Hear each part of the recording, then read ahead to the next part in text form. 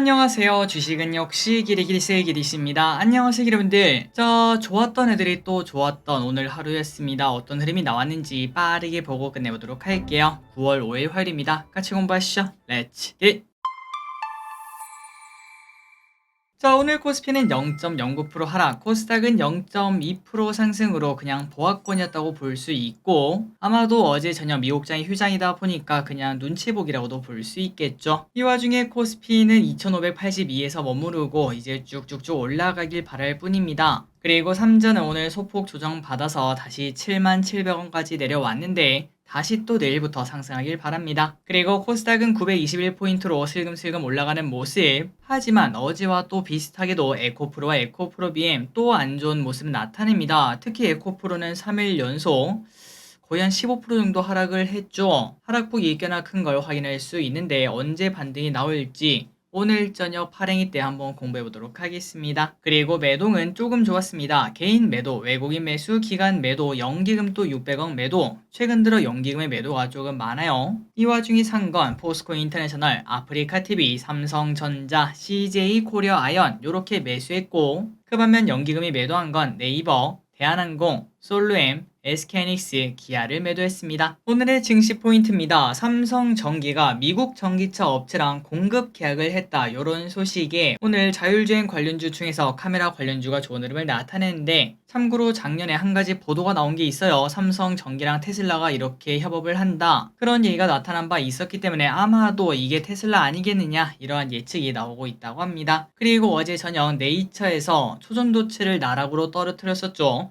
그런데 이번에는 초전도체는 과학혁명이다. 이번 성공과 실패, 그거를 떠나서 이 자체로만 충분히 가치가 있다. 뭐 이런 식으로 얘기를 하면서 오늘 초전도체 관련주가 오랜만에 좋은 흐름을 나타냈습니다. 환율은 11원 상승에 1330원 많이 급등했어요. 그리고 아시아 증시는 상해랑 항생이 오늘 많이 하락했습니다. 어제는 급등하더니 오늘은 급락합니다. 그리고 가끔 이런 거 보면 좀 많이 웃기기도 하죠. 솔직히 회사의 가치가 하루 만에 바뀐 건 아무것도 없을 겁니다. 그러니까 어제나 오늘이나 똑같은 회사가 똑같은 주식시장에 상장되어 있다고 볼 수 있는데, 그런데 어제는 막 2% 오르더니 그런데 오늘은 2% 하락하는 게 이게 주식의 매력이자 또 리스크 아닐까? 뭐 여러 가지 생각을 해볼 수 있겠네요. 그리고 미국 선물은 소폭 하락하는 모습, 코스피 선물은 외국인의 혼조세, 옵션 같은 경우는 콜옵션 소량 매수, 풋옵션 소량 매도했습니다. 쇼핑입니다. 개인, 포스코홀딩스, 포스코 DX, HPSP, 에코프로, 하나솔루션, 기아, 코덱스 CD 금리 액티브 ETF, 삼성전기, 두산에너빌리티, 고버스, 현대차를 매수합니다. 다음으로 외국인입니다. 삼성전자, 루닛, 레인보우 로보틱스, 포스코 인터내셔널, 하나마이크론, 이수페다이스,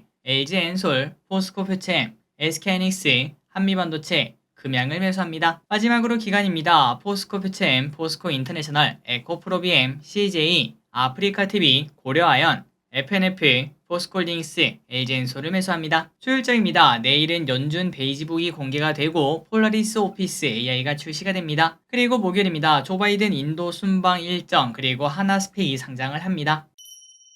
오늘의 섹터입니다. 자율주행, 초전도체, 반도체, 로봇. 자, 자율주행 안에서도 카메라에 관련된 기업들이 좋았어요. 삼성전기, 미국 자동차 업체, 아마도 테슬라랑 카메라 모듈 공급 계약 소식에 삼성전기 3% 상승, 옵트론텍 상한가, 캠시스 10% 상승, 해성옵틱스 11% 상승으로 전부 다 좋은 흐름을 나타냈습니다. 초전도체가 오랜만에 좋았습니다. 네이처 초전도체 연구에 대한 강화는 필요하다. 그리고 LK99 곧 입장 발표가 나올 것이다. 이러한 기대감이 나왔다고 합니다. 파워로직스 15% 상승, 덕성 15% 상승, 신성 델타테크 14% 상승, 인지컨트롤스 7% 상승. 그리고 반도체가 엄청나게 뜨겁진 않았지만 그래도 몇몇 기업들은 좋은 흐름을 나타냈습니다. 레이저셀 상한가 도착, SK하이닉스 0.1% 상승. 참고로 레이저셀은 광화 시스템 기술 개발로 AI 반도체 생산성을 증가를 시켰다고 합니다. 이틀 전에 상한가를 갔던 그 친구죠. 하나마이크론 오늘 또 0.5% 상승, 한미반도체 1% 상승. 로봇주가 또 좋았습니다. 계속 나오고 있죠. 모멘텀이.